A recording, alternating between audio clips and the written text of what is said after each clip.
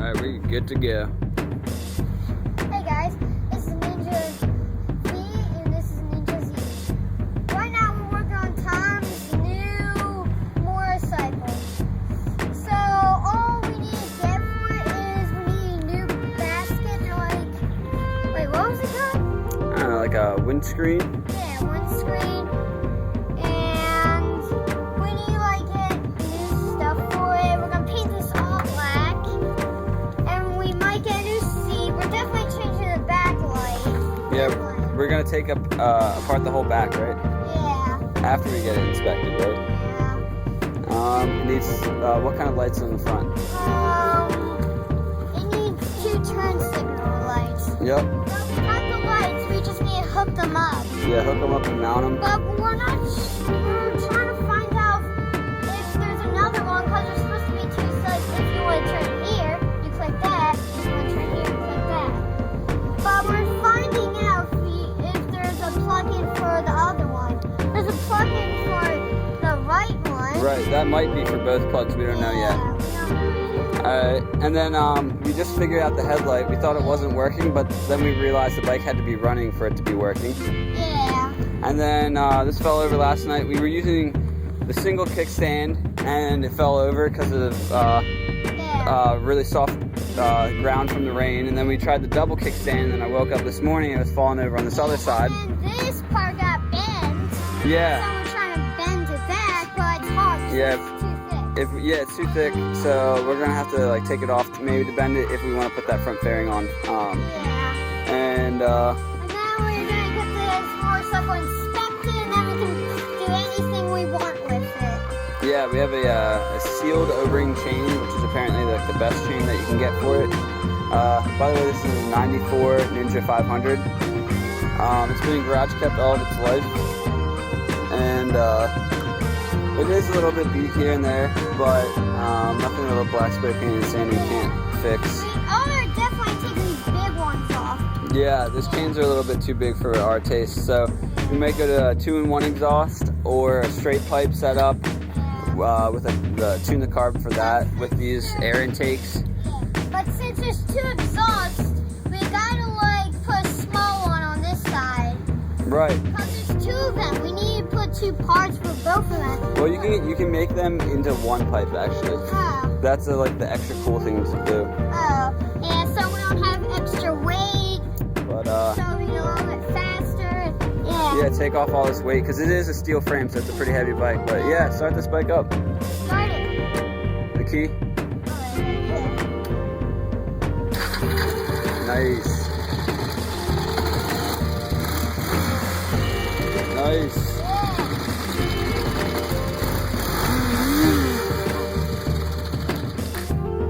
Yep, so that's the noise. It's pretty. Yeah, what's up? Drift Ninja here. Today I learned something cool, and I would like to share with you. It'll save you a couple bucks. I heard Seafoam was great, and it is great.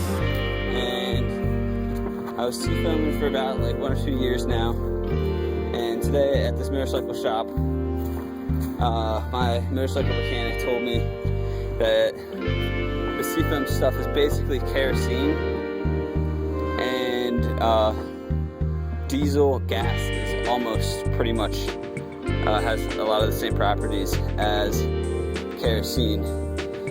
And so basically this is a double oil change that I'm doing. So basically I drained out all the old oil, then I put back on the old oil filter, and as you can see I'm putting in car oil. And you don't want to drive the bike around on the car oil because the higher RPMs of the bike make the oil frothy, and it'll also make your clutch plate slip, so you'll burn through your clutch. So basically you don't even rev the engine. The guy said just let your bike sit for 10 minutes with what I got is 3 quarts of regular car oil, which is pretty much half as cheap as motorcycle oil. And I picked up this, which is diesel, and I'm about to pour that in right now I'll get that on camera so you know I'm not lying. I also figured I'd document this in case it blows up, because that would be fun to watch.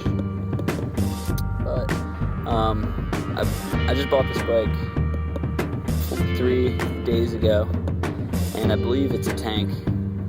I haven't been riding around because I've been waiting for an inspection, but I'm definitely gonna ride it after this.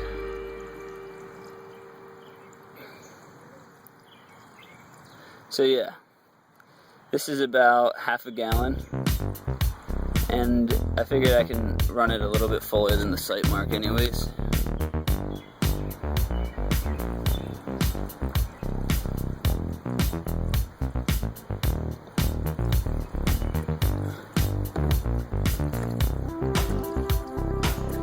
And make sure my bike's not, because I know I'm overfilling it anyways right now, so it's not level right now, but make sure you find a concrete slab that you know is poured purposefully level. And that's it for the diesel. Alright, I'm really anxious to hear this, and hopefully it'll sound like normal. I did use car oil once and drove on it on my very old bike a teeny bit, and clutches was slipping, and I went around the block and was like, alright, time for another oil change. So this is just a very temporary thing. Basically, when you do an oil change, there's still stuff in all the nooks and crannies.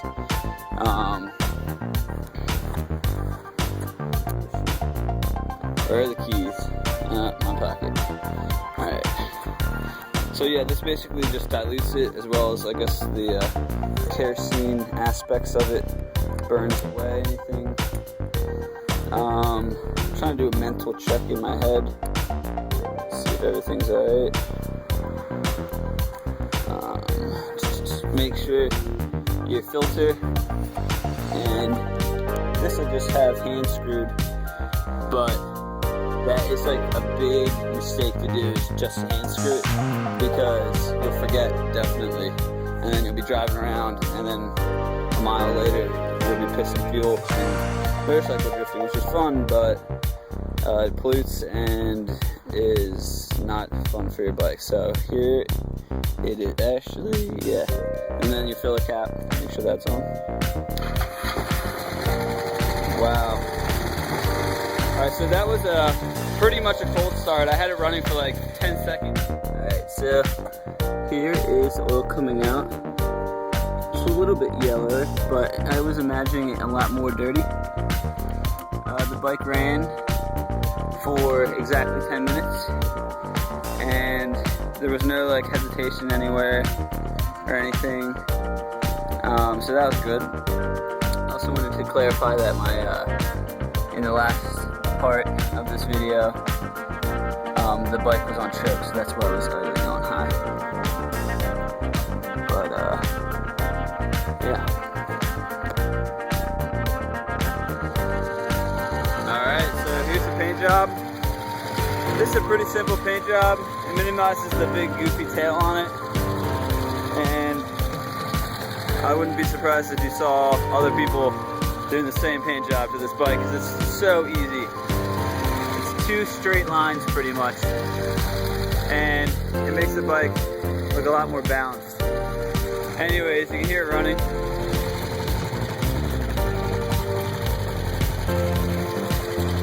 And I'm going to do the 6-hole exhaust mod, which is 3 holes in a triangle, and it makes it sound very good. You'll hear it, I guess, in another video.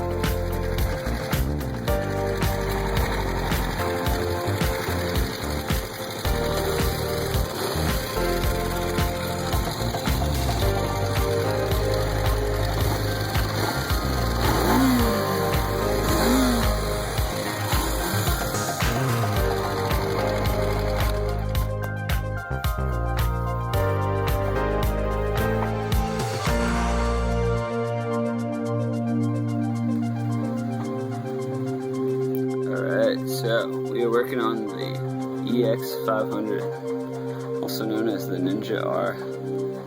Here are the exhausts. We're going to shorten them by 10 inches. So open up the exhaust, you can see I drew these lines in pencil. 1, 2, 3. This is a mod I did on my XJ600, and it sounded so cool. It sounds a lot more aggressive because it's spitting air out of a lot more holes. So you can imagine how cool that sounds. And so from here,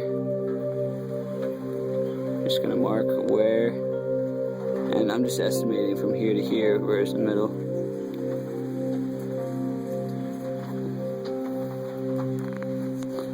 And that's only because, sorry if my fingers are in the way. I'm like filming this because I need the light. Alright, so if you start to draw, you'll realize a lot about like optical illusions, and you'll be able to guess more consistently distances and stuff. It's actually really handy to know if you're a fabricator. And I guess everything, like how I mod my vehicles, it all has to do with like pushing and pulling of vehicle lines, and in a way making them have an optical illusion into a different form. The rule of threes looks good every time. Oh, and I guess I didn't even show you my template that I used.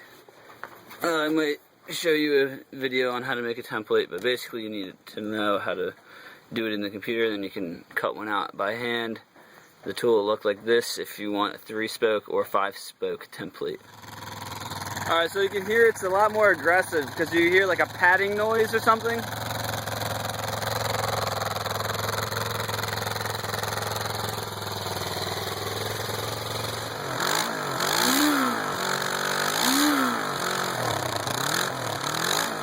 I cut it along this line and brought it all the way up.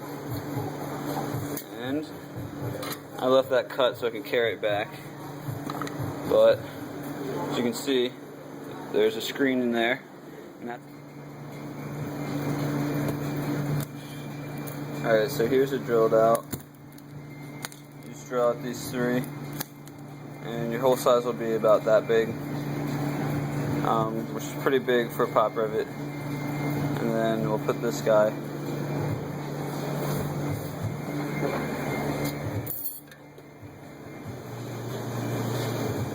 right here, ground down these edges just on a belt sander over there. And I marked right here, and right here for where these pop rivet holes are going to be, because they don't match up with these ones that I've drilled, which is fine. And I'm aligning it so that this top hole, the small top hole, is parallel to this line vertically. Alright, here's how it sounds with the high flow air intake, Dynajet carb jets, and chopped exhaust.